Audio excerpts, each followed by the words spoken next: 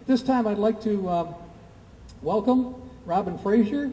I assume this is Robin Frazier over here. I spoke to her probably 3 or 4 months ago, and I said, boy, we are really blessed to have this kind of woman in our government. And she was open and friendly. She had never met before until just now, but she has been there for us.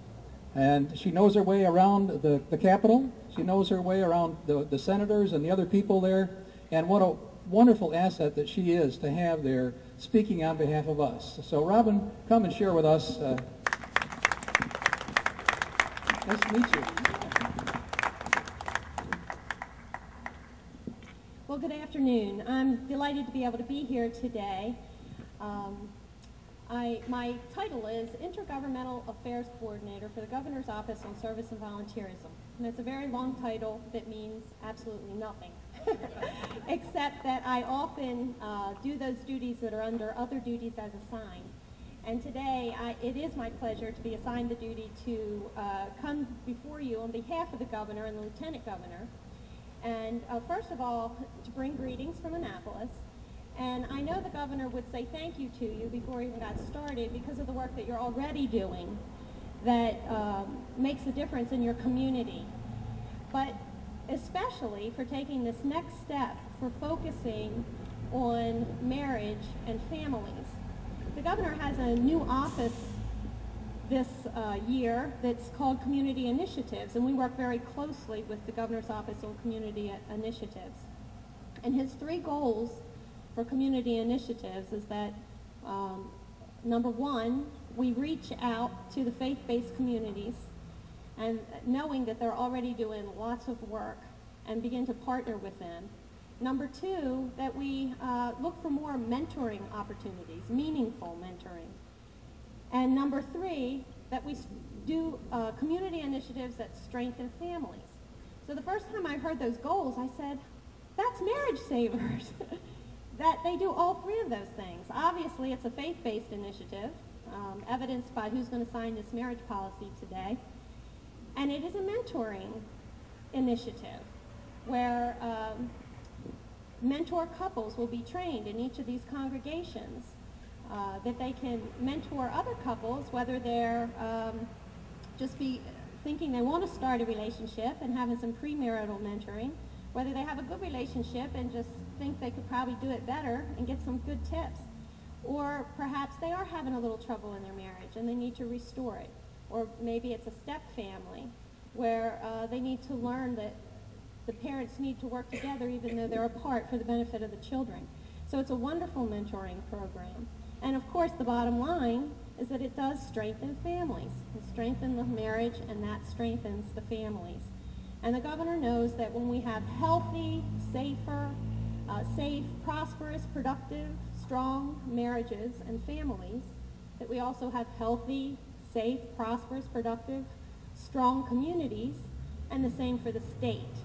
And so I want to mention, too, that on the reverse side of that is that if you have a breakdown of families, which we see a lot of, that also is where most of our issues and challenges come from on the social side.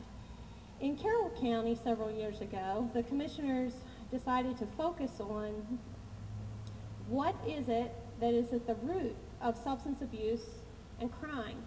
And so the staff there met with the different stakeholders separately, but in groups, to discuss this issue. So the business people met together, the law enforcement people met together, the educators met together, the faith-based communities met together, those that do substance abuse treatment met together, parents and just regular citizens all met together, not at different times, to discuss this issue. All of them, without exception, said, not just the faith-based community, but everyone said that the core or the root of the problem was the breakdown of the family. And so what you are doing here is so important because it not only is helping an individual or a family, but it's helping your community and the state, and not only by decreasing divorce rates and cohabitation rates, but other social things that we work with, like teen pregnancy and high school dropout and juvenile delinquency and substance abuse and crime. So, on behalf of the governor, again, I just want to say thank you for what you're doing. Encourage those that aren't involved to jump on board. And if you're thinking maybe you could be a mentor couple, get involved. It's volunteers that make a difference in so many areas. I know you're already doing it, but we just urge you to do it some more.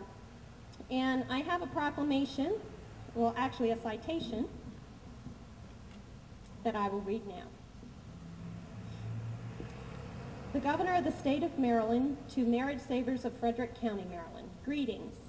Be it known that on behalf of the citizens of this state, in recognition of a well-deserved tribute to honor your organization for its leadership and commitment on behalf of marriage, with congratulations on the occasion of signing of the community marriage policy, and as our citizens join together in expressing our great respect and sincere best wishes for a rewarding and memorable ceremony, we are pleased to confer upon you this governor's citation, given this 23rd day of September, and it's signed by Robert L. Ehrlich, Jr., Governor, Michael S. Steele, Lieutenant Governor, and Mary Kane, Secretary of State. It's in there.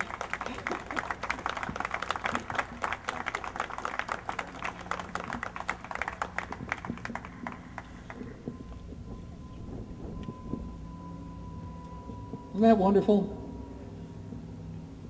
It encourages me, and I hope it encourages you today, too, to continue to press on.